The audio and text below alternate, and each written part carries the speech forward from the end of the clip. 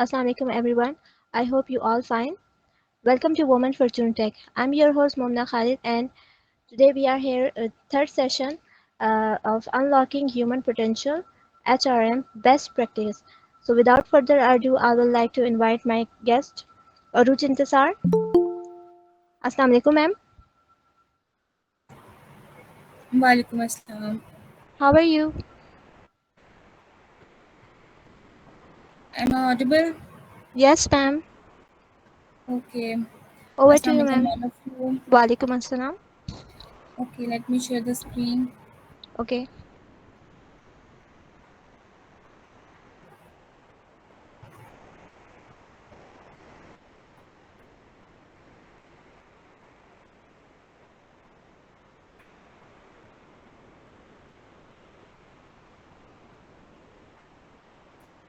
Okay, Assalamualaikum everyone. I hope all of you are doing good. My name is Aruj Intisar and today as this is the third day of our workshop. First day हमने presentation skills के बारे में थोड़ी know ली थी. The second day was about business communication and now we are going to enhance our knowledge about HRM. HRM stands for Human Resource Management.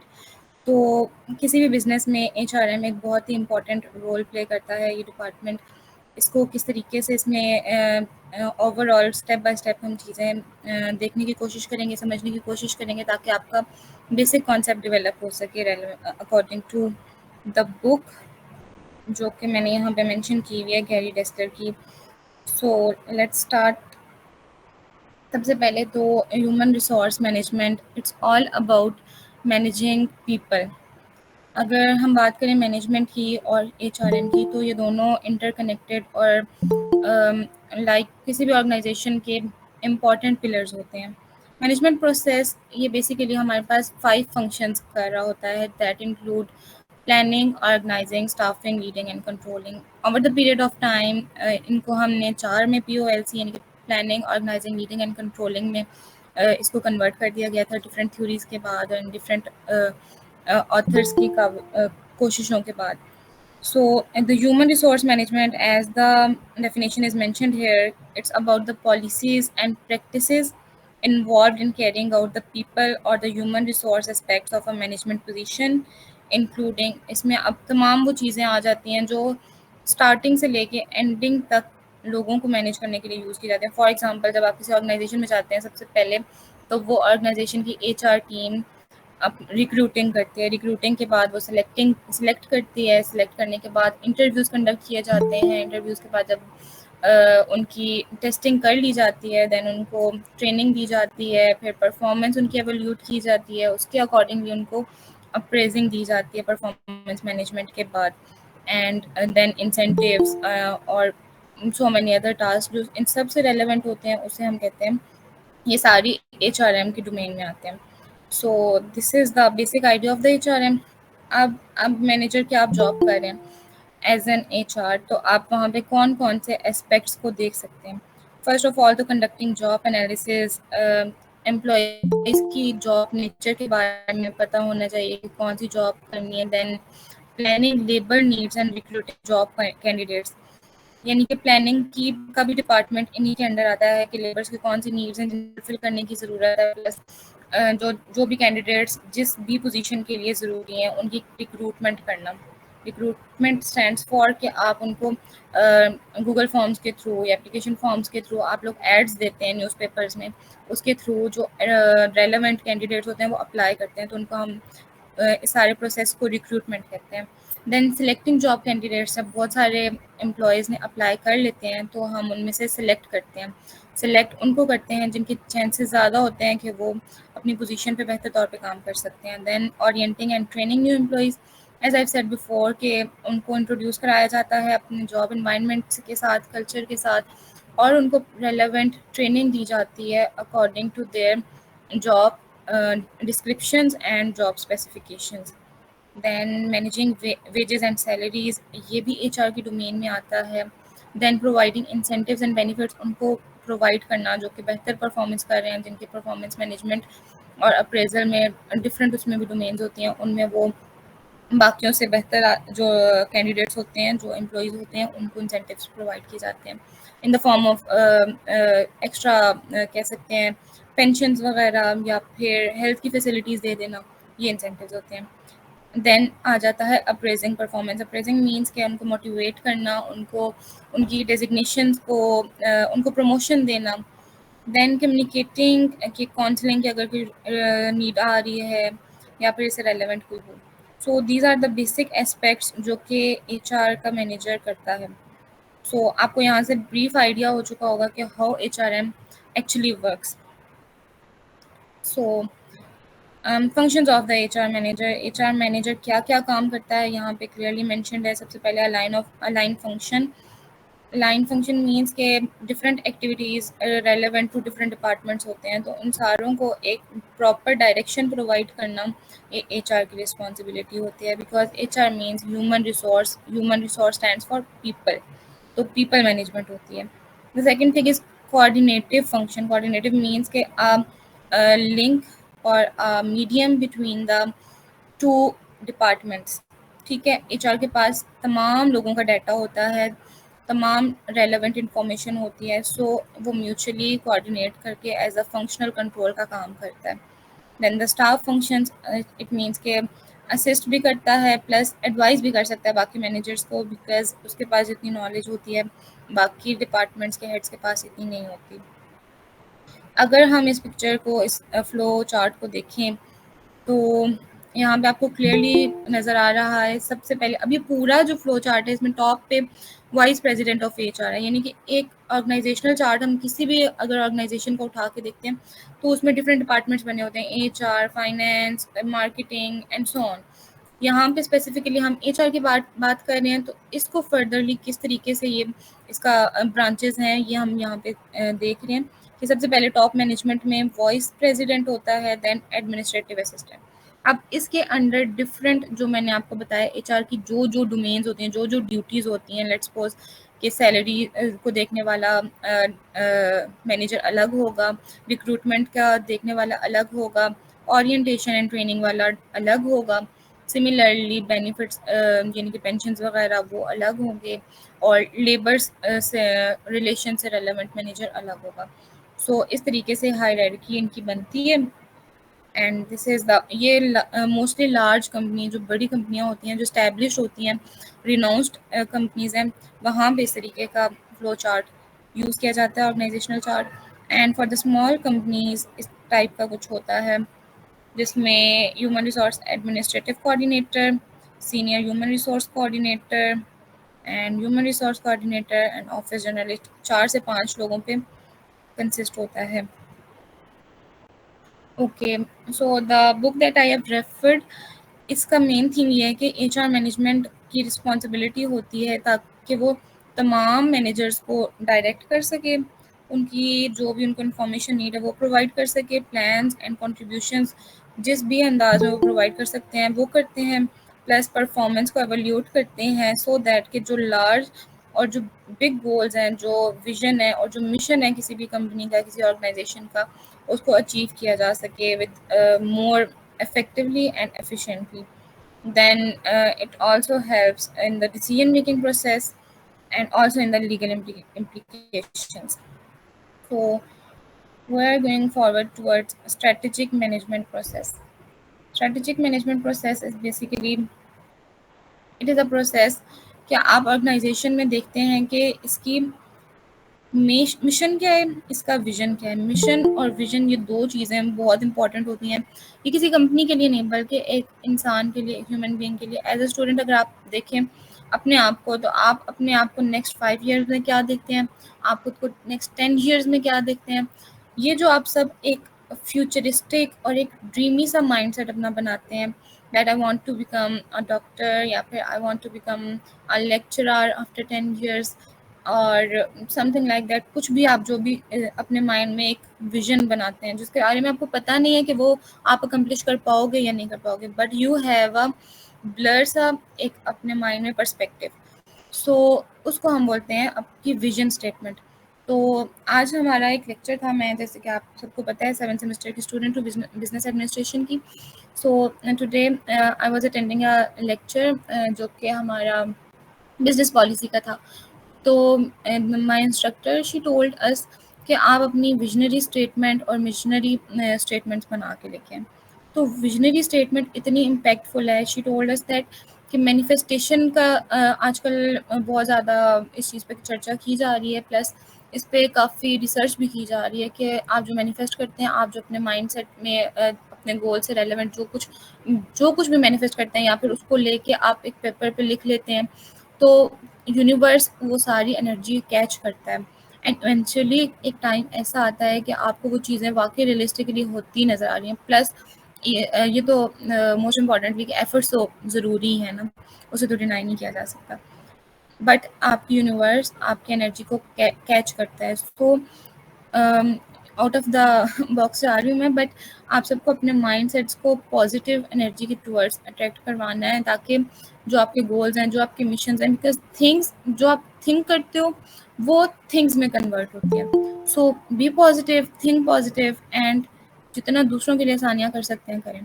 So visionary statements की तो बात हो चुकी है। स्ट्रेटेजिक मैनेजमेंट में हम बेसिकली आइडेंटिफाई करते हैं। It is a process of identifying and executing the organisation mission. यानी कि सबसे पहले विजन बनता है, विजन के बाद मिशन बनता है। मिशन मीन्स कि आपने एक्चुअली क्या क्या परफॉर्म करना है, क्या क्या एक्शंस लेने हैं, क्या क्या स्ट्रेटजीज बनानी है और उनको किस तरीके से इम्प्लीमेंट करना है। This is about the mission. Okay, these both things are really important for strategic management. So the strategy banana, it is a course of action जो कि एक्चुअली इम्प्लीमेंट किया जाता है एंड इट इज़ एक्चुअली जो आपका long term goal है, जो आपने लॉन्ग टर्म प्लान किया है, उसको शॉर्ट टर्म्स में डिवाइड करना, सो दैट कि आपको internal strengths, weaknesses with its external opportunities and threats दोनों को प्रॉपरली मेंटेन करते हुए, प्लस आपका जो मार्केट में कंपेटिटिव एडवांटेज आप हासिल कर सकते हो थ्रू योर कंपेटिटर्स, तो वो अचीव किया जा सके। So this is all about the strategy. As I told you before, vision and mission. Vision means के एक स्टेटमेंट जो आपको डायरेक्ट करती है, जो आपकी इमोशनल फीलिंग्स होती हैं किसी भी ऑर्गेनाइजेशन में अगर आप हैं, तो उसको आप लॉन्ग टर्म में क्या देखते हैं। पर्सनली भी मैंने आपको शेयर कर दिया। दैन मिशन, मिशन मीन्स के what who the company is, what it does and where it's headed, कि वो कहाँ जा रही है, वो रीडायरेक्ट तो नहीं हो रही, वो जो हम चाह रहे थे उससे हट रही है, अगर हमारी विजन विजन से मैच नहीं कर रही, तो क्या चीज़ लैक कर रही है जिस पे काम करने की ज़रूरत है।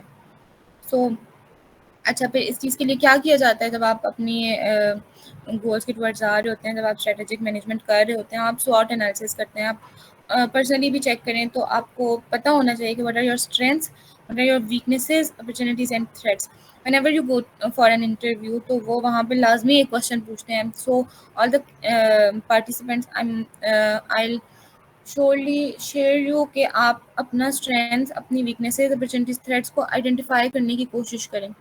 Try writing about your self. जब आप अपने आप को खुद से एक्सप्लोर करना स्टार्ट करेंगे, आप थोड़ा तन्हाई में टाइम गुजारा करें, आप सेल्फ असेसमेंट करें, सेल्फ एवोल्यूशन करें, और तब आपको पता चलेगा कि कौन सी चीज़ जिस पे काम करने की ज़्यादा ज़रूरत है। अपने फेयर्स को अपनी स्ट्रेंथ्स बनाएं, अपनी वीकनेसेस को अपनी स्ट्रेंथ्स बनाएं, और जो आपको लगता है कि आपकी अपॉर्चुनिटीज़ के दरमियान आड़े आ रही है चीज़ें, जो थ्रेट्स आ रहे हैं, उनको मैक्सिमम आप एफर्ट्स करके उनको एरेडिकेट करने की कोशिश करें। सो this is the tip, not for only individuals but for the members of the organizations too, so that the company can flourish in the long term with high goals, with high achievements.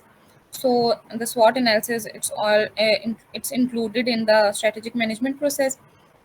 अब हमारी strategic management process, how it is linked with the human resource management. Human resource management का जैसे कि मैंने आपको बताया, it's all about handling about people. So the HRM with strategic goals and objectives. अब उनको पता है कि कौन से गोल्स हैं, कौन से ऑब्जेक्टिव्स हैं कंपनी के, तो कैसी हमारी परफॉर्मेंस होगी, कि कौन सी डायरेक्शन में हम जा रहे हैं, कौन सी चीज़ें ऐसी हैं जिनमें इनोवेशन लाने की ज़रूरत है, जिन पे ज़्यादा मेहनत करने की ज़रूरत है, सो दैट जो गोल्स हैं वो जल्दी और इफेक्टिवली अचीव किए जा सकें। सो HR हमारे लिए बेसिकली पॉलिसीज़ बनाते हैं, एक्टिविटीज़ डिज़ाइन करते हैं, सो दैट के कंपनी की नीड्स को अचीव किया जा सके एंड जो भी कॉम्पिटेंट कंपनीज हैं उनके उनके उनके भी मतलब कंपनीज का कंपेटिटिव एडवांटेज ये कहते हैं कि आपने, इससे मुराद ये है कि एक कंपनी किसी एक चीज़ में बहुत अच्छी है, तो दूसरी कंपनी को मार्केट में एक ऐसी चीज़ इंट्रोड्यूस करानी है जो उससे ज़्यादा बेहतर है, उससे ज़्यादा प्रेफरेबल है, so that you can get a edge, एक एज आपको मिल जाता है जिसकी वजह से आपकी हाइप क्रिएट हो जाती है। तो that hype should be long lasting, उसको रिटेन करना है और उसको सस्टेन करना है, अदरवाइज वो चंद दिन रहेगी, ट्रेंड बनेगी and then wipe it out. So इन चीज़ों की का खास ख्याल एचआर टीम रखती है। This is basically the strategic HR relationships. HR activities की वजह से क्या होता है, इमरजेंट एम्प्लॉयज़ बिहेवियर। एचआर में जैसे कि पॉलिसीज़ बनाई जाती हैं तो उनसे क्या होगा, एम्प्लॉयज़ का बिहेवियर चेंज होगा, देन इवेंचुअली आपके ऑर्गेनाइजेशन की जो रेलेवेंट आपने स्ट्रेटजीज डिज़ाइन की हुई होती हैं उन पे इम्प्लीमेंटेशन करने के बाद ऑर्गेनाइजेशन की ओवरऑल परफॉर्मेंस इन्हेंस होती है, and what you achieve, it's your strategic goals. Okay, अब the next topic is job analysis. अब आप एक फ्लो में हम जा रहे हैं। सबसे पहले हमने समझा है कि एचआर होता क्या है, देन स्ट्रेटेजिक मैनेजमेंट प्रोसेस क्या होता है जो कि एचआर से किस तरीके से लिंक किया गया। अब हमारा मेन काम एचआर का स्टार्ट होता है। सबसे पहले जॉब एनालिसिस की जाती है, जैसे कि मैंने आपको सेकंड की थर्ड स्लाइड में दिखाया था। अब जॉब एनालिसिस का मतलब ये होता है कि आपने, इसमें बेसिकली कुछ स्टेप्स होते हैं कि आपने जो भी पोजीशन जो एम्प्टी है जिसके लिए हम फाइंड आउट कर रहे हैं कि हमारे पास आउटसोर्स हम कर रहे हैं कि हमें रेलेवेंट पोजीशन के लिए उससे मैच करता हुआ एक्सपीरियंस हो, उससे चूँकि क्वालिफिकेशन मैच करे, ये सारी चीज़ें देख के हम एक जॉब एनालिसिस क्रिएट करते हैं। इसके स्टेप्स ये होते हैं कि सबसे पहले decide how you will use the information, review relevant background information, यानी कि आपको पता होना चाहिए कि जॉब की बैकग्राउंड इन्फॉर्मेशन भी प्लस जिनके लिए आप जो आपके एम्प्लॉयज़ होंगे उनकी भी background information. Then select representative positions कि कौन कौन से पोजीशंस हैं, किन किन के लिए हम लोग रिक्रूटमेंट करेंगे। Then actually analyse the job, then verify the job analysis information, and lastly develop a job description and job specification। आपने जो भी वैकेंट पोजीशन है उसको सबसे पहले आइडेंटिफाई करना है, उसके लिए कौन कौन सी स्किल्स नेसेसरी हैं, उसके लिए कितना एक्सपीरियंस होना ज़रूरी है, उससे रेलेवेंट जितनी भी इंफॉर्मेशन है वो गैदर करने के बाद आप एक स्टेटमेंट बनाते हैं। ठीक है, एक स्टेटमेंट बनाते हैं जिसमें दो पोर्शन होते हैं, एक होती है जॉब डिस्क्रिप्शन का portion and the second one is job specification का पोर्शन। अब इन दोनों पोर्शन में क्लियरली मैंशनड होता है कि आपकी कौन कौन सी रिस्पॉन्सिबिलिटीज़ हैं। ठीक है, एंड जॉब स्पेसिफिकेशन में क्लियरली मेंशन होता है कि आपने कैसे आपकी जो स्पेसिफिक डोमेन है उसमें आपका कितना एक्सपीरियंस और कितनी कौन सी रेलेवेंट डिग्री रिक्वायर्ड है। सो job analysis, it is the procedure for determining the duties and skills required for a job, as I have told। Job description में क्या होता है, the list of the job duties, responsibilities, reporting relationships, working conditions. Working conditions means कि आप कितने hours काम करेंगे, ये वाली इंफॉर्मेशन प्लस सुपरवाइजरी रिस्पॉन्सिबिलिटीज़ क्या होंगी, यानी कि ओवरऑल जेनेरिक जो एक प्रोडक्ट के बारे में, एक वैकेंट पोजीशन के बारे में आपको एक आइडिया दिया जाता है। न्यूज़पेपर्स में आप अक्सर देखते होंगे, वहाँ पे job description, job specification clearly mention होता है जब आप अप्लाई करने लगते हैं कि कितने घंटे काम करने हैं, कितनी एज रिक्वायर्ड है, तो ये जॉब डिस्क्रिप्शन में आता है। लेकिन जॉब स्पेसिफिकेशन में क्या आता है कि स्पेसिफिकली आपके कौन कौन से ट्रेड्स, आपकी कौन कौन सी स्किल्स, आपकी कितनी एजुकेशन और कितना एक्सपीरियंस रिक्वायर्ड है for performing that job. So this is the job specification. Now how it has been used, uses of job analysis information. Job analysis के बाद आप job description and job specification design कर लेते हैं। अब इसको कहाँ कहाँ यूज़ किया जा सकता है, it is used through out the process of the selection. आपने रिक्रूटमेंट की है, फिर आपने सिलेक्शन की है, देन आपने परफॉर्मेंस अप्रेजल किया है, देन चाहे वो आपने कोई भी किस्म किस्म का डिसीजन लिया है आफ्टर जॉब एवोल्यूशन, जब वो बंदा परफॉर्म कर रहा है जॉब, तो उसके ऊपर कड़ी स्टार्ट में ना काफ़ी नज़र रखी जाती है कि either he is performing up to the mark और नॉट। और देन द ट्रेनिंग रिक्वायरमेंट्स हैं या नहीं, तो ये तमाम चीज़ें उसी पे डिपेंड करते हैं. So it should be mindfully, इसे बहुत ही माइंडफुली बनाया जाता है. देन फ्रॉम स्पेशलाइज्ड इन राज जॉब, जब आप कहीं जॉब कर रहे होते हैं किसी well renowned and well reputed organisation और अ कंपनी, तो वहाँ की स्ट्रेटजीज होती हैं कि जॉब इनलार्जमेंट का की अपॉर्चुनिटी प्रोवाइड की जाए एम्प्लॉयज़ को. मींस कि आपको एडिशनल काम प्रोवाइड, जॉब इनलार्जमेंट में आपको एडिशनल काम प्रोवाइड किया जाता है, एडिशनल एक्टिविटीज़, सो दैट कि आपके अंदर कैपेसिटी बिल्डिंग की जा सके और प्लस एक्सपीरियंस भी गेन हो सके. जॉब इनरिचमेंट का मतलब ये है कि आपकी जो जॉब आप कर रहे हैं उसको रीडिज़ाइन किया जा सके. रीडिज़ाइन करने का मकसद ये होता है बेसिकली कि आपके एक्सपीरियंसेस को और आपके ऊपर जब एक रिस्पॉन्सिबिलिटी दी जाती है उसको मज़ीद दूसरे वेज़ में भी देखा जा सके, आपका एक्सपीरियंस इन्हेंस किया जा सके, प्लस ग्रोथ हो सके, सो दैट कि आपके प्रमोशन के चांसेस जो हैं वो ज़्यादा हो सकें. And job rotation, and this is very important. Job rotation means कि डिपार्टमेंट टू डिपार्टमेंट सारों एक कैंडिडेट फॉर एग्जांपल अगर एचआर डिपार्टमेंट में एक स्पेसिफिक टास्क परफॉर्म कर रहा है but he is not exploring other departments, so इससे क्या होगा कि वो बोर्डम हो जाएगा, स्ट्रेस होगा, प्रेशर फील करेगा एंड इवेंचुअली उसकी परफॉर्मेंस, उसकी motivation and ultimately the goal of the organisation वो अंडर एस्टिमेट हो जाएगा. So for that sake job rotation is very necessary. और इससे क्या होता है कि एक्सपीरियंस इन्हेंस होता ही होता है, प्लस नेटवर्किंग की अपॉर्चुनिटी बढ़ती है, plus strong and weak points जो होते हैं ना एक पर्सन के, वो पता चल जाते हैं जिन्हें वक्त के साथ साथ फ्लरिश किया जाता है, इन्हेंस किया जाता है, सो दैट कि कंपनी में अगर कोई एम्प्लॉयज़ टर्नओवर रेट ज़्यादा हो रहा है, लोग ज़्यादा जा रहे हैं, तो उन चीज़ों को ओवरकम किया जा सके और प्रॉपरली मैनेज किया जा सके. देन हमारे पास आ जाता है recruitment and the selection process. It is very important topic. अब हमने जॉब एनालिसिस कर लिया, ठीक है, हमने जॉब डिस्क्रिप्शन और स्पेसिफिकेशन बना लिए, हमें पता चल गया कि हमने किन पोजीशन पे और किन लोगों को हायर करना है. अब रिक्रूटमेंट का प्रोसेस होता है. रिक्रूटमेंट में decide what position you will have to fill through personal planning and forecasting. अब आपके पास एक पूल ऑफ कैंडिडेट्स, बहुत सारे लोग अप्लाई कर देते हैं.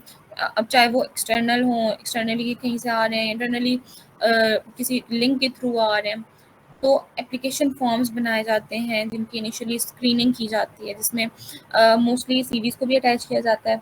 अब उसमें क्या होता है, उसमें हम तमाम इन्फॉर्मेशन अपनी डाल के देते हैं, अपना प्रीवियस एक्सपीरियंस भी हम डाल के देते हैं, रेलेवेंट डिग्री जो होती है वो भी, प्लस अगर कोई सर्टिफिकेशन रेलेवेंट हो वो भी हम डाल देते हैं. तो सिलेक्शन के लिए टेक्निक्स यूज़ की जाती हैं. डिफरेंट टेक्निक्स में हमारे पास टेस्ट आ जाते हैं, बैकग्राउंड इन्वेस्टिगेशन आ जाती है, इसके अलावा फिजिकल एग्ज़ाम्स भी आ जाते हैं एंड मैनी अदर थिंग्स, जो कि आई थिंक अभी बहुत ज़्यादा एक्सटेंड हो जाएगा, इसलिए मैं इन पे ज़्यादा डिटेल्स में आपसे नहीं बात करूँगी. Then we decide who to make an offer to, कि किसको ऑफ़र देनी चाहिए, एंड उसके बाद जो मेन स्टेप होता है वो इंटरव्यूज़ का आता है. ठीक है, यहाँ पे इस फ्लो चार्ट के थ्रू क्लियरली मेंशन है कि the recruitment and the selection process is a series of hurdles aimed at selecting the best candidates for the job. हमने इतने पूल ऑफ कैंडिडेट्स में से बेस्ट को चूज़ करना है. बेस्ट हमें कैसे पता चलेगा? कि एप्लीकेशन फॉर्म जब कंप्लीट हो जाता है उसकी स्क्रीनिंग आउट के दौरान जो रेलेवेंट हमने जॉब डिस्क्रिप्शन और जॉब स्पेसिफिकेशन लिखी थी, एनालाइज किया जाता है कि उनमें से कितने लोग उस पर पूरा उतरते हैं और कितने अप टू द मार्क नहीं. एंड जो बेस्ट होते हैं, बेस्ट एंड कैपेबल होते हैं कैंडिडेट्स, उनको हम फाइनल चॉइस लेते हैं for the interview. So this is about the recruitment and selection process. इसमें आप देखें एप्लीकेशन फॉर्म के बारे में लिखा गया है, उसमें क्या क्या चीज़ें चाहिए होती हैं. जी जी. मैम यहाँ पर मैं कुछ ऐड करना चाह रही हूँ, ऐसे ही होगा या नहीं. जब हम सिलेक्शन करते हैं तो टास्क भी देते हैं, टास्क के थ्रू हम सेलेक्ट कर सकते हैं कि किसकी परफॉर्मेंस अच्छी होगी, किसकी नहीं होगी, तो उसके बाद हम सिलेक्शन कर लेते हैं.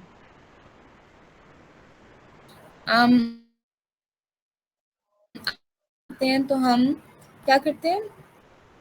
मैम जब टास्क दे देते हैं तो फिर हम चेक करते हैं, 2 डिफरेंट बंदों को टास्क दे देते हैं, उनकी परफॉर्मेंस चेक करते हैं, तो सिलेक्शन इस तरह भी हम कर सकते हैं। नहीं, फर्स्टली इनिशियल स्टेज पे जब जैसे कि मैंने आपको बताया सिलेक्शन के बारे में, अभी हम टेस्टिंग पे जाएँगे। टेस्टिंग में जब जाएँगे उसमें बहुत सारे किस्म के टेस्ट दिए जाते हैं, उसमें फिज़िकल भी होते हैं, उसमें मेंटल कैपेसिटी वाले टेस्ट भी होते हैं। इसके अलावा और भी काफ़ी टेस्ट होते हैं। फॉर एग्ज़ाम्पल जैसे कि मैं आपको आगे एक स्लाइड आएगी उसमें दिखाऊँगी, थीमेटिक एप्रिसिएशन टेस्ट होता है। उसमें एक पिक्चर दिखाई जाती है, उस बंदे से क्वेश्चंस किए जाते हैं कि आप इसको देख के क्या परसीव करें, ताकि देख सकें कि उनका माइंड नेगेटिव है या पॉजिटिव है। इसी तरह इसके अलावा बैकग्राउंड इन्वेस्टिगेशन थॉरो की जाती है। ये सारा प्रोसेस अभी तो सिर्फ हम लोग ने जो हमारे पास फॉर्म्स आए हैं उनको गो थ्रू कर रहे हैं। उसमें स्किल्स मेंशन होती हैं, उसमें एजुकेशन मेंशन होती है और वर्क रिकॉर्ड जो भी होता है वो मेंशन होता है, जो हम और सीवी मैम, से एनालाइज कर सकते हैं। Yes ma'am, thank you. और मैम बैकग्राउंड पे हम ये चेक कर सकते हैं कि पिछली कंपनी में उनका किस तरह परफॉर्मेंस रहा है, उन्हें निकाला गया है या उन्होंने खुद रिजाइन किए हैं। एग्जैक्टली बिल्कुल चेक किया जाता है। ये जब टेस्टिंग की जा रही होती है, टेस्टिंग में ये सारी थॉरोली इन्वेस्टिगेशन की जाती है। प्लस आप यकीन करेंगे उनका एक टेस्ट किया जाता है जिसके थ्रू पता चलता है कि वो कहीं अल्कोहलिक तो नहीं है, और कोई ऐसी उनके ब्लड में कोई इन्फेक्शन, या फिर ये भी चेक किया जाता है कि वो फिजिकली कोई डिसेबिलिटी तो नहीं है, कोई ऐसी बीमारी जिसे वो छुपा रहे हो, कोई ऐसी आदत जिसे वो छुपा रहे हो। ये सारे टास्क भी परफॉर्म किए जाते हैं टेस्टिंग के दौरान। But ma'am, the first thing is कि सबसे पहले सिलेक्शन की करनी है। इतने ज़्यादा कैंडिडेट्स अप्लाई करते हैं, उनमें से जो बेस्ट होते हैं उनको सिलेक्ट किया जाता है, देन टेस्ट किया जाता है। Thank you ma'am. You are welcome.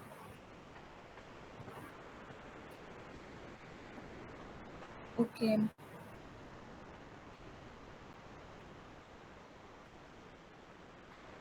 Wait a minute.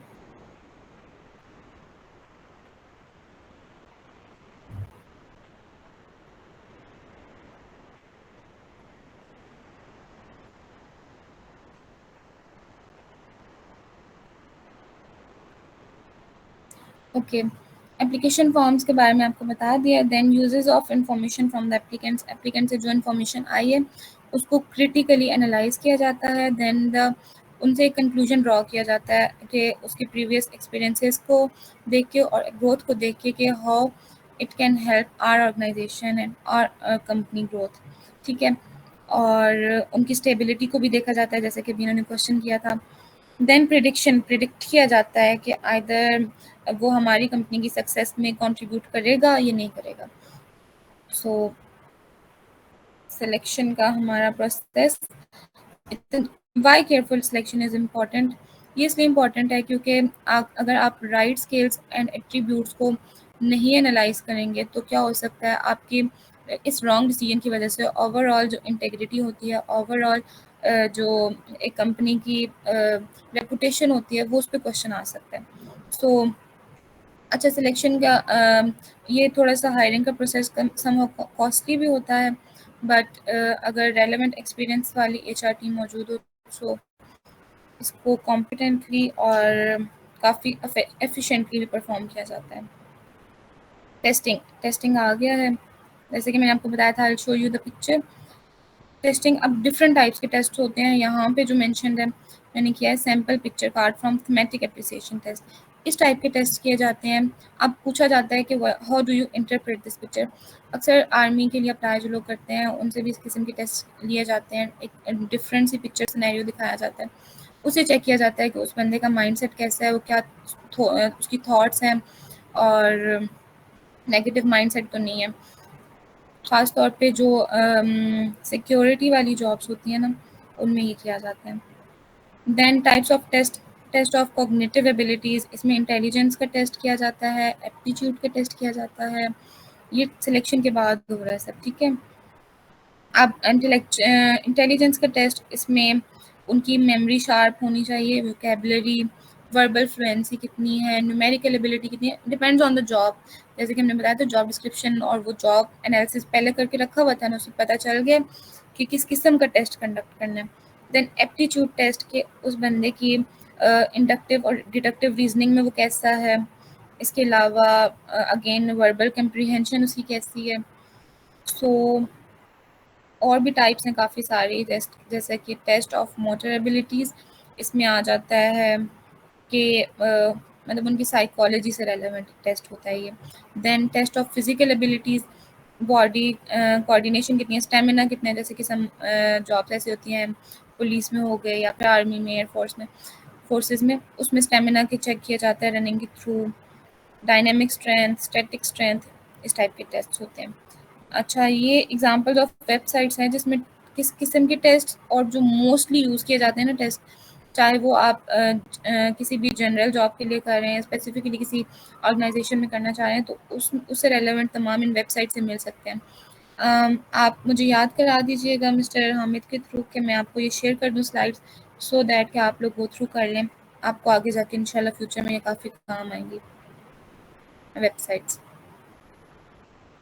अच्छा, using pre employment information services as, जिस तरह उन्होंने क्वेश्चन किया था उसका आंसर यहाँ से भी मिल जाता है कि concern about checking applicants histories, applicant की हिस्ट्री चेक करनी है प्रॉपरली, हमें पता चल सके कि उन्होंने कोई लॉ ब्रेक तो नहीं किया, कोई कोर्ट्स में उनकी हेयरिंग्स तो नहीं चल रही, कोई किसी किस्म की गलत चीज़ में उनकी इन्वॉल्वमेंट तो नहीं थी, क्योंकि वो अल्टीमेटली फ्यूचर में जाके कंपनी की रेपुटेशन को भी डैमेज कर सकती है, प्लस ख़तरनाक भी हो सकती है। सो चेकिंग बैकग्राउंड इंफॉर्मेशन में प्रॉपर समटाइम्स टीम्स जाती हैं जो कि घर विज़िट करती हैं, फैमिली के बारे में पूछती हैं नेबर्स के थ्रू। इसके अलावा उनकी सर्टिफिकेशंस जो होती हैं उन प्रॉपर एजेंसीज़ में जाते हैं कि यहाँ पे उन्होंने आइदर काम किया था या नहीं किया था। और इसके अलावा चेक किया जाता है पुलिस स्टेशन से भी कि इनका कोई क्रिमिनल रिकॉर्ड तो नहीं है प्रीवियस। इसके अलावा अगर कोई ऐसी वैसी चीज़ आ रही है तो वो भी चेक करते हैं कि नोटिस आफ्टर एडवर्स एक्शंस के अगर कोई ऐसा है तो उस पर प्रॉपर इन्वेस्टिगेशंस की जाती हैं। अब आ जाता है, अब मैं दोबारा से रिवाइज कराती हूँ, हमने स्टार्ट किया था सबसे पहले स्ट्रेटेजिक प्लानिंग होती है, ठीक है, मैनेजमेंट प्रोसेस में। देन हमने जॉब एनालिसिस किया था जिसमें पता चल गया था कि कौन सी जगह खाली है, पोजीशन खाली है, उसकी सारी इन्फॉर्मेशन लेने के बाद फिर सिलेक्शन का प्रोसेस आया था। सिलेक्शन के बाद हमने टेस्टिंग की थी। अब वक्त आता है जब हमने इंटरव्यूज़ कंडक्ट करने। तो इंटरव्यू होता क्या है, एज यू ऑल नो, जिसमें ओरल कम्युनिकेशन की जाती है, रिस्पॉन्सेज एप्लीकेंट से लिए जाते हैं, उनसे जो क्वेश्चन सिग्निफिकेंटली चाहिए पूछने के लिए वो पूछे जाते हैं। टाइप्स ऑफ इंटरव्यूज़ की बात करें तो इसमें हमारे पास एक ऑर्गेनाइजेशन में 3 टाइम्स ऐसे होते हैं जब इंटरव्यूज़ ले जाते हैं। तो सिलेक्शन के टाइम पे लिया जाता है, ठीक है। देन अप्रेजल के टाइम पे इंटरव्यूज़ कंडक्ट किए जाते हैं। अप्रेजल के टाइम पे इसलिए किए जा सकते हैं क्योंकि बहुत सारी ऑर्गेनाइजेशन, जैसे कि मैंने आपको ऑर्गेनाइजेशनल बिहेवियर का एक जब वर्कशॉप की थी उसमें मैंने बताया था कि पॉलिटिक्स भी होती है ऑर्गेनाइजेशन में, बहुत ज़्यादा होती है। सो इन चीज़ों को कंफर्म करने के लिए कि वहाँ पे कोई ऐसी चीज़ तो नहीं है, कोई किसी को पुल बैक करके तो आगे नहीं बढ़ने की कोशिश करे, इसलिए इंटरव्यू ये कंडक्ट किया जाता है। एंड एग्जिट इंटरव्यू तब कंडक्ट किया जाता है जब कोई भी एम्प्लॉय ऑर्गेनाइजेशन को छोड़ना चाह रहा है and he is performing really well, but still उसका डिसीजन है कि वो इस ऑर्गेनाइजेशन को छोड़ दे, चाहे उसको क्या पता प्रमोशन ना मिल रही हो, इंसेंटिव्स ना मिल रहे हो, work environment, work culture, work place पे बाकी जो सबऑर्डिनेट्स हैं या फिर अपर लेवल मैनेजमेंट है उनके साथ कोई क्लैश आ रहा हो, कोई भी रीज़न हो सकती है। तो उस टाइम पे इंटरव्यू कंडक्ट किया जाता है ताकि उस मसले को सॉल्व किया जा सके और उस बंदे को रिटेन किया जा सके, बिकॉज ह्यूमन रिसोर्स यानी कि पीपल आर द सोर्स होते हैं एक कंपनी के। तो किसी सोर्स क्या होते हैं, हमेशा स्कार्स होते हैं। स्कार्स मीन्स कि लिमिटेड होते हैं, तो इजीली उनको गंवा नहीं सकते। So that purpose exit interview किया जाता है। देन इंटरव्यूज फॉर्मेट इनके क्या क्या होते हैं, स्ट्रक्चर्ड भी होते हैं एंड अनस्ट्रक्चर्ड भी होते हैं। स्ट्रक्चर्ड में एक प्रॉपर फॉलोअप यूज़ किया जाता है जिसमें लिखा होता है कि सबसे पहले ये क्वेश्चन आस्क करने हैं, then this then that. But unstructured में होता है कि उस बंदे की पर्सनैलिटी को देख के उनसे जैसे आते हैं रेंडमली क्वेश्चंस वो पूछे जाते हैं। If you talk about the questions आपसे सिचुएशनल बेस्ड किए जा सकते हैं, जॉब रिलेटेड, ठीक है, बिहेवियरल इंटरव्यू में आपसे आपके बिहेवियर को एनालाइज करने की कोशिश करें। इसमें मोस्टली साइकोलॉजिस्ट बैठे होते हैं। पैनल इंटरव्यूज़ आपने सुना होगा होते हैं, कभी कभार ग्रुप इंटरव्यूज़ होते हैं। तो ये डिपेंड करता है कि कौन से क्वेश्चंस कौन से टाइप ऑफ इंटरव्यू में यूज़ किए जा रहे हैं। जॉब रिलेटेड इंटरव्यूज़ होते हैं जिसका टोटली फोकस ही उस स्पेसिफिक जॉब पे होता है। देन स्ट्रेस इंटरव्यू ऐसे लोगों से लिया जाता है जिनको स्ट्रिक्ट मेंटल लेवल की जॉब पोजीशन दी जा रही हो, तो उनको मेंटली स्ट्रांग होना ज़रूरी है। उनको थोड़ा अनकंफर्टेबल फील कराया जाता है, लेट्स सपोज के मेंटेनिंग आई कांटेक्ट या फिर कोई ऐसी पर्सनल इन्फॉर्मेशन लेना जैसे कि कुछ मैंने एक जगह इंटर्नशिप की थी, वहाँ पे एक बच्ची का क्वेश्चन था कि इंटरव्यू के दौरान फैमिली के बारे में बैकग्राउंड इन्फॉर्मेशन वो मुझसे पूछ रहे थे and I was feeling really uncomfortable. But इसकी रीज़न ये थी, इसकी लॉजिक ये थी कि वो उनको अनकंफर्टेबल करके जानना चाह रहे थे कि वो उस अनकंफर्टेबल कंडीशन में भी कितना स्ट्रांगली और कितना स्ट्रेंथफुली आंसर कर सकते हैं। So that is a technique. Again then puzzle questions mean के आपको मैथमेटिक्स से रेलेवेंट या फिर अगर आप टेक्निकल जॉब्स के लिए अप्लाई कर रहे हैं तो उनमें कोई ऐसा क्वेश्चन जो कि थोड़ा सा माइंड के लिए एक्सेप्टेंस कम हो, out of the box thinking वाला हो, क्रिएटिविटी की तरफ जाने वाला हो या फिर इनोवेटिव आइडियाज से रेलेवेंट हो सकता है, तो ताकि पता चल सके कि क्रिटिकल थिंकिंग इस शख्स की कितनी हाई है।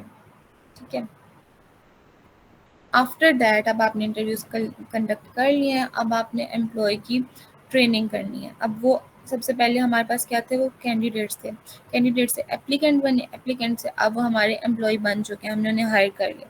Training and development of the employees it is very important. जब आप फर्स्ट डे होता है आप ऑर्गेनाइजेशन में जाते हो तो ऑर्गेनाइजेशन में आपको ओरिएंटेशन के दौरान बाकी तमाम जो डिपार्टमेंट्स होते हैं, तमाम को वर्कर्स होते हैं, हायर मैनेजमेंट में जो लोग होते हैं, प्रॉपर हायरार्किकल जो सिस्टम होता है, प्लस जो SOPs, रूल्स, रेगुलेशंस, तमाम इंफॉर्मेशन जो कि किसी न्यू एम्प्लॉय को देना, बेसिक इंफॉर्मेशन जो प्रोवाइड करना नेसेसरी है, वो दी जाती है अबाउट द फॉर्म। और इसका कंटेंट जैसे कि मैंने अभी बताया है, कंपनी ऑर्गेनाइजेशन के ऑपरेशंस के बारे में, सेफ्टी मेजर्स के बारे में, हेल्थ फैसिलिटीज़ के बारे में। अच्छा, अगर आपने छुट्टी करनी है तो उसका क्या प्रोसीजर्स होगा, पॉलिसीज़ में सारी आ जाती हैं। इंसेंटिव से रेलेवेंट पॉलिसीज़, बेनिफिट से रेलेवेंट पॉलिसीज़, हरेसमेंट से रेलेवेंट पॉलिसीज़, इन सारी चीज़ों से इंट्रोड्यूस कराया जाता है सो दैट उनका एक माइंडसेट बन सके एंड वो इजीली एडजस्ट हो सकें। अब ट्रेनिंग आ जाती है, ट्रेनिंग नहीं होगी जब तक तो how can someone know what to do और व्हाट नॉट टू डू। तो ट्रेनिंग के लिए प्रोफेशनल्स होते हैं जो कि सिखाते हैं कि ये आपको जॉब करनी है तो किस तरीके से करनी है, उनको रेलेवेंट काफ़ी टाइम का एक्सपीरियंस होता है। सो यहाँ पे मेंशन है जैसे कि वेब बेस्ड ट्रेनिंग्स होती हैं, डिस्टेंस लर्निंग बेस्ड ट्रेनिंग्स होती हैं, क्रॉस कल्चर ट्रेनिंग्स होती हैं। अब मेक स्किल्स ट्रांसफ़र ईजी। अब कोशिश यही होनी चाहिए किसी भी ट्रेनर की कि जितनी इजी लैंग्वेज और जितनी real world examples and real world situations के थ्रू एम्प्लॉय को ट्रेन किया जाए, उतना ही ज़्यादा सिग्निफिकेंटली वो अच्छे से, एक तो कोलैबोरेशन भी उसकी होगी प्लस उसकी परफॉर्मेंस उतनी ज़्यादा अच्छी होगी। सो प्रैक्टिस करने की अपॉर्चुनिटी देनी चाहिए, प्लस अगर मशीन वर्क उनसे रेलेवेंट है तो उसको प्रॉपर किस तरीके से ऑपरेट करना है वो आना चाहिए। आजकल जैसे कि सॉफ्टवेयर यूज़ कर रहे हैं उसके ऊपर प्रॉपर ट्रेनिंग्स दी जाती हैं एंड डिफरेंट एस्पेक्ट्स जो भी नेसेसरी होते हैं।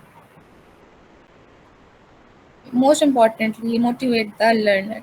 एक बेहतरीन लीडर होता ही वही है जो कि अपनी टीम को इतनी कंफर्टेबल करे, इतनी ज़्यादा फ्लेक्सिबिलिटी दे कि वो जब भी क्वेश्चन उनके माइंड में अराइज हो उसको वो क्लियरली आंसर करें सो दैट कि कहीं पे कोई एम्बिग्विटी ना रह सके। सो इतनी ऑडेसिटी उनमें होनी चाहिए। ठीक है, क्योंकि हम समटाइम्स देखते हैं कि हमारे ट्रेनर्स इतना ज़्यादा कंफर्ट जोन नहीं देते, प्रोवाइड नहीं करते। So it should be there. Plus motivation देनी चाहिए कि अगर आप अच्छा काम कर रहे हैं, अप्रिसिएशन देनी चाहिए and practice makes a man perfect. So practice पे ख़ास तवज्जो देनी चाहिए। ट्रेनिंग मेथड्स, अब इसमें ऑन द जॉब ट्रेनिंग भी होती है, ऑफ द जॉब ट्रेनिंग भी होती हैं। अब ऑन द जॉब ट्रेनिंग्स में having a person learn a job actually doing the job, actually वो करते हैं। ऑफ द जॉब ट्रेनिंग्स में वो सेशंस लेते हैं, वो प्रोजेक्टर्स के थ्रू उनके सामने सारा सिनेरियो पेश किया जाता है और वो जस्ट बैठ के एनालाइज कर रहे होते हैं और प्लस अपने जो इंटरप्रिटेशंस होती हैं वो शेयर कर रहे होते हैं। इसके अलावा स्पेशल असाइनमेंट्स दी जाती हैं। और ऑन द जॉब ट्रेनिंग का फ़ायदा ये होता है कि इमीडिएट फीडबैक, यानी साथ साथ पता चलता है कि कौन पिक कर रहा है कौन नहीं पिक कर रहा। क्वेश्चन जो अराइज होते हैं वो भी साथ साथ सॉल्व होते जाते हैं। बट इनएक्सपेंसिव भी है, बट टाइम कंज्यूमिंग है ये, तो इट्स अ ड्रॉबैक। देन हमारे पास अब आ जाते हैं, अब आपने अपने एम्प्लॉयज़ को ट्रेन भी कर दिया, वो प्रॉपरली वर्क कर रहे हैं ऑर्गेनाइजेशन में। अब आपने क्या करना है, एचआर का काम हो गया है कि अब आपने परफॉर्मेंस मैनेजमेंट करनी है। परफॉर्मेंस मैनेजमेंट करने के लिए भी डिफरेंट टूल्स और डिफरेंट टाइप्स होती हैं, बहुत सारे स्किल्स यूज़ किए जाते हैं परफॉर्मेंस को मैनेज करने के लिए। जिनमें से मैं अगर आपको दो चार अगर बताऊँ तो उसमें ये होता है कि उन्होंने हिडन रखे हुए होते हैं एजेंट्स, जो कि नोट डाउन कर रहे होते हैं कि either that person is doing the work at proper time और नॉट, वो किसी और किस्म की एक्टिविटी में इंडल्ज तो नहीं है, प्लस उसका जो वर्क कल्चर के साथ अडेप्शन है वो है कि नहीं है, कोई भी मसला हो, मतलब वो जस्ट ऑब्जर्व करते हैं और चीज़ें नोट डाउन कर देते हैं। इसके अलावा समटाइम्स फॉर्म्स दिए जाते हैं जिनको फिल किया जाता है, फिल करने के बाद वो एस्टिमेट करते हैं कि इनकी परफॉर्मेंस कैसी है, लेकिन उसमें अगेन बाइसनेस आ सकती है, उसमें ऑनेस्ट रिव्यूज़ नहीं आ सकते। इसलिए बहुत सारे इन्होंने टूल्स यूज़ करते हैं परफॉर्मेंस मैनेजमेंट के लिए। अच्छा, मैं आपको ये सारी जो स्टेप बाय स्टेप बता रही हूँ, टोटल एचआरएम का प्रोसेस, इनके ऊपर बाकायदा प्रॉपर बुक्स हैं। जब एचआर को एज अ मेजर सब्जेक्ट आप लेते हैं तो हर चैप्टर, हर जो ये मैं टॉपिक बता रही हूँ उस पर ना सिर्फ चैप्टर बल्कि पूरी पूरी बुक्स होती हैं। सो बहुत ही गहरा समंदर है, जिसे मतलब एक कूजे में बंद करने की मैं कोशिश कर रही हूँ। आई होप सो कि आप सबको समझ आ रही होगी। सो वाई परफॉर्मेंस मैनेजमेंट क्यों ज़रूरी है, ताकि पता चल सके कि टोटल जो आपने क्वालिटी एक्सपेक्ट की थी जिन एम्प्लॉय से, वो आ रही है या नहीं आ रही, क्योंकि क्वालिटी पे कोई कॉम्प्रोमाइज़ नहीं किया जा सकता। एज आई टोल्ड यू कि रिसोर्सेज बहुत स्कार्स होते हैं, तो उन रिसोर्सेज को प्रॉपरली यूटिलाइज करना, हमारे ह्यूमन रिसोर्स भी तो एक रिसोर्स है। इंसान जो काम कर रहे हैं वहाँ पे वो रिसोर्स है, कंपनी की इन्वेस्टमेंट है। सो टोटल मैनेजमेंट इनकी करनी बहुत ज़रूरी है, सो दैट अफेक्टिवली रिजल्ट्स आ सके ना। और प्लस देखना होता है कि इंडस्ट्री जहाँ जा रही है वहाँ से हमारी कंपनी उनको compete करने के काबिल है या नहीं, कि लैक ऑफ तो नहीं कर रही, कोई गोल्स में अमेंडमेंट करने की ज़रूरत तो नहीं आ रही। सो फॉर दैट से परफॉर्मेंस मैनेजमेंट इज़ नेसेसरी। अगर जो एम्प्लॉयज़ लैग कर रहे हैं उनको फिर मोटिवेट किया जाता है, उनको सम टाइम्स उनको नोटिफिकेशन दिया जाता है कि आपकी इन चीज़ों पे आप एम्फसाइज ज़्यादा करें, ज़्यादा आपकी तवज्जो की ज़रूरत है। So that's why it's necessary. The components of an effective performance management process, अब यहाँ पे क्लियरली मेंशन है जो सब मैंने बताया कि direction sharing, role clarification, goal alignment, developmental goal settings, ongoing performance monitoring, feedback, support, performance assessment, rewards, recognition and compensation.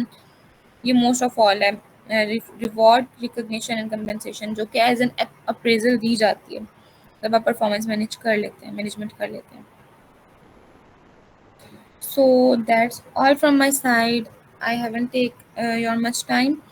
I hope सबको तमाम कॉन्सेप्ट्स क्लियरली अंडरस्टैंड हो गए होंगे। सो अब आप क्वेश्चंस मुझसे पूछ सकते हैं, जो भी जिसके रेलेवेंट क्वेश्चंस हैं। मैम रिवॉर्ड्स इसके थ्रू भी दिया जा सकता है कि हम उनको प्रमोशन दें। एक मिनट जी, अब बताएं। मैम रिवॉर्ड्स इसके थ्रू भी हम दे सकते हैं कि उनको प्रमोशन दें। बिल्कुल होता है, अप्रेजल में ये तमाम चीज़ें आ जाती हैं, कंपनसेशंस देना, इंसेंटिव्स प्रोवाइड करना, प्लस जो आपने बोला वो भी, और भी बहुत सारी टाइप्स होती हैं। Thank you. जी, वेलकम। और मैम मेरा एक दूसरा क्वेश्चन है, कौन सी फील्ड बहुत ज़्यादा अच्छी होगी, एचआर या फाइनेंस या मार्केटिंग कैन स्पेशलाइजेशन यू के लिए? Repeat please, sorry, can you repeat? Ma'am specialisation के लिए कौन सी फील्ड अच्छी होगी, एचआरएम, मार्केटिंग या फाइनेंस? स्पेशलाइजेशन के लिए आप बीबीए की स्टूडेंट हैं? Yes ma'am. मैं भी बीबीए की स्टूडेंट हूँ, मेरा 7th सेमेस्टर है, मैंने भी अभी मेजर्स सेलेक्ट किया है। मैं आपको पर्सनली बताऊँ तो मेरी इंटरेस्ट इंक्लाइनेशन एचआरएम के टूवर्ड्स है। मुझे बहुत ज़्यादा इंटरेस्ट है सब्जेक्ट में, और प्लस इसमें मेरा एक्सपीरियंस भी है, मैंने इंटर्नशिप की है। लेकिन अगर देखा जाए मार्केट की डिमांड में, तो फाइनेंस एक ऐसा सब्जेक्ट है जिसमें आप कंपेटिटिव एज, जैसे कि मैंने बताया कि आपके पास होना चाहिए, वो ले सकते हैं। आपको मार्केट में तो हर किसी भी डिपार्टमेंट में चले जाएँ, कंपटीशन वहाँ पे एग्जिस्ट करता है, लेकिन फाइनेंस एक थोड़ा सा ड्राई सब्जेक्ट है। और यहाँ पे अगर आपकी ग्रिप स्ट्रांग हो जाती है तो आप दोनों फील्ड्स को साथ साथ लेके जा सकते हैं। आप अगर एचआर में आपको इंटरेस्ट है तो आप इसमें थोड़ा बहुत एक्सपीरियंस ले लें। प्लस हमने बीबीए के दौरान कुछ कोर्सेज ऐसे आते हैं जिसमें एचआर को बड़े अच्छे तरीके से पढ़ाया जाता है। वहीं से मैंने मटेरियल लेके आज का ये पूरी वर्कशॉप प्रिपेयर की थी। सो वहाँ पे भी आपको इसकी नो-हाउ कम्प्लीटली होनी चाहिए। प्लस लेकिन जो आपका मेन कोर फोकस एरिया होना चाहिए ना, वो आपको, मेरे अकॉर्डिंगली, मेरा इंटरेस्ट फाइनेंस में, तो उसमें होना चाहिए। उससे रेलेवेंट आप कोर्सेज करें, उससे रेलेवेंट आप इंटर्नशिप्स करें, उस पे स्ट्रॉन्ग आपकी ग्रिप हो। लेकिन एज अ साइड कह सकते हैं आपकी बैक पे सपोर्ट के लिए ना एक और फील्ड भी होनी चाहिए। Because through out the 4 years journey हमने इतने सारे कोर्सेज लिए हुए होते हैं, तो फ्यूचर में अपनी जगह बनाने के लिए और अपना लोहा मनवाने के लिए आपको हर तरह का एक्सपीरियंस आना चाहिए। मार्केटिंग की अगर मैं बात करूँ तो personally I don't prefer it, because marketing में बहुत सारे लोग जा चुके हैं। कोर्सेज करके भी लोग, डिग्रीज उनकी बिल्कुल रेलेवेंट नहीं होती, लेकिन जस्ट कोर्सेज करके, जस्ट सर्टिफिकेशंस लेके people are earning. So digital marketing भी है, दूसरी मार्केटिंग भी है, बट ज़्यादा स्कोप अगर देखा जाए ना, तो मेरे अकॉर्डिंगली तो फाइनेंस में। बाकी आपका जो इंटरेस्ट जिसमें जाता है आप वही ऑप्ट करें। आपको कौन सा सेमेस्टर है? मैम अभी 5th सेमेस्टर है, मैंने अभी इंटर्नशिप की है फाइनेंस में। अच्छा, अभी आपने एचआरएम पढ़ा होगा। यस मैम, सिर्फ एक ही सब्जेक्ट पढ़ा था, अभी स्पेशलाइजेशन इंशाल्लाह चूज करेंगे। सही है। सेशन आपको इन्फॉर्मेटिव लगा है? यस मैम, बहुत अच्छा लगा है, लेकिन जिस तरह हमें पढ़ाया गया था तो आपने माशाल्लाह अच्छा इंक्लूड किया है इसमें, और भी मुझे और भी आइडिया हो गए हैं। Thank you so much. You are welcome. मैंने ट्राई किया है कि मैं इजी लैंग्वेज में और जितना कॉम्प्रिहेंसिव अंदाज में और जितने शॉर्ट टाइम में सारा ज़्यादा से ज़्यादा नॉलेज आप तक दे सकूँ, मैंने देने की कोशिश की है। Thank you so much for your time and best of luck for your upcoming semesters. जहाँ थैंक आपका यू। इंटरेस्ट है आप वही सब्जेक्ट चूज़ करिएगा।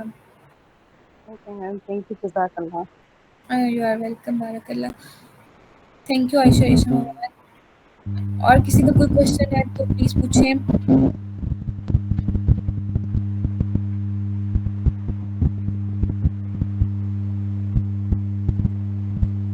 किसी का भी किसी भी किस्म का कोई क्वेश्चन है तो आप पूछ सकते हैं।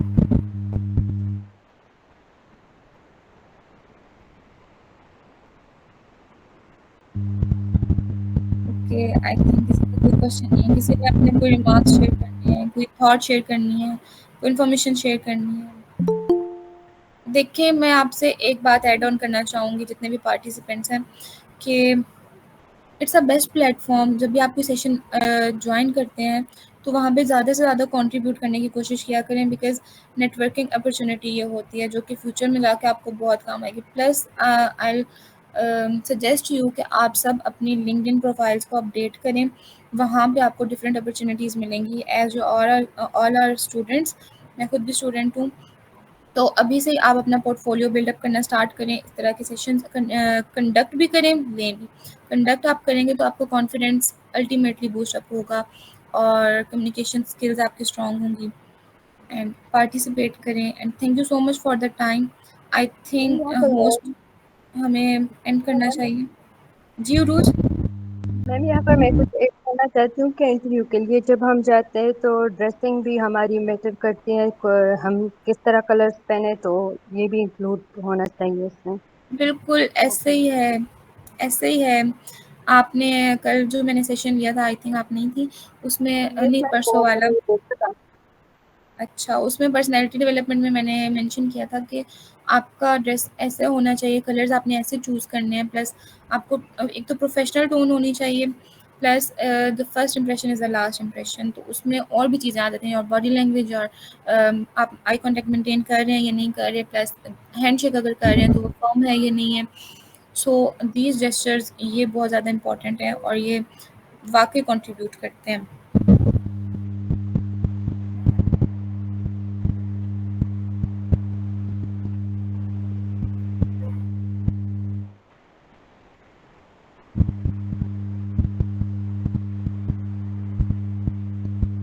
Okay,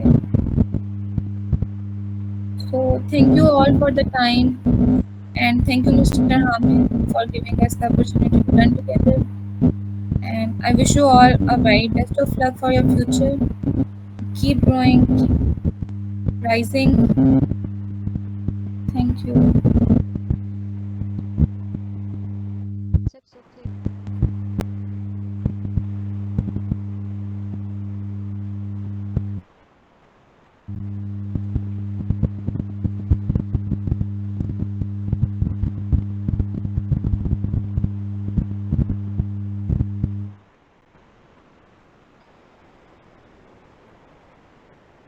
Okay, you can all leave now. Thank you so much, and Allah Hafiz.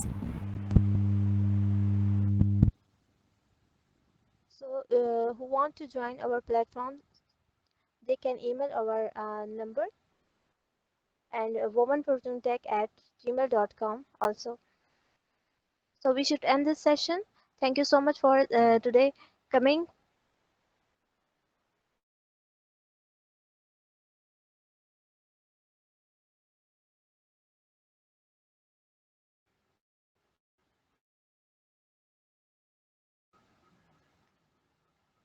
We should end this. Allah Hafiz, everybody.